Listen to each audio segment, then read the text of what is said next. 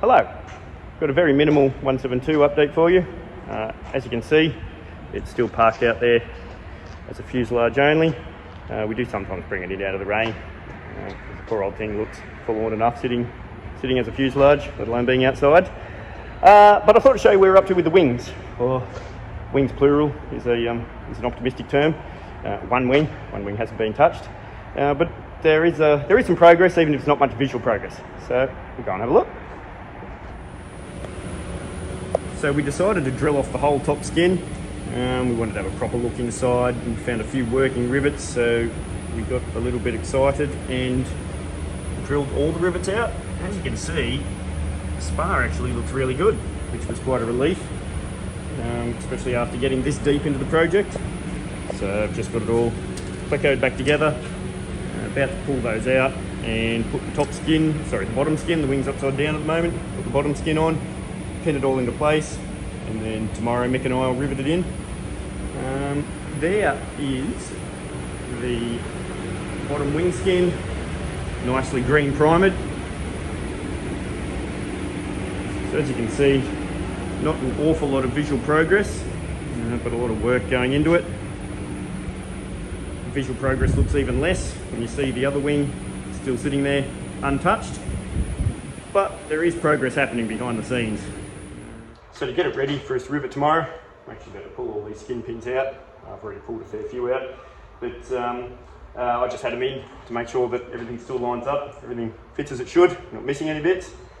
But now they've got to come out because the bottom wing skin goes on here.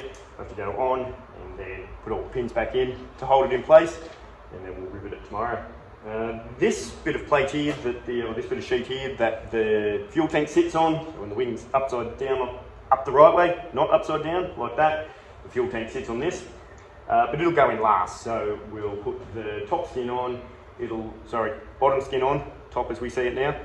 Put the bottom skin on, we'll rivet that with solid rivets, which will go through all these little holes here and hold all that in place. But then this bit of sheet here will have to go on via some cherries, because we can't get to the back of the rivet once the skin's on top of it here.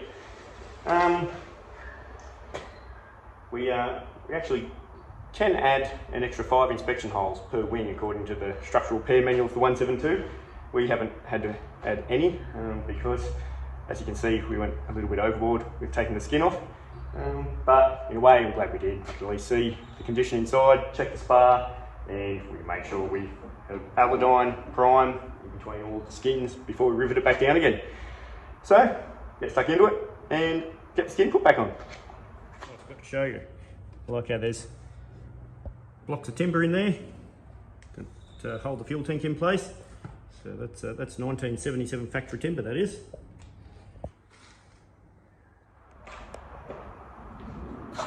Okay, here comes the skin. Don't judge if you can see the outside of it yet. It's been purely paint stripped and hasn't been blended, sanded, primed or anything, but we'll get to that with the rest of the outside of the wing.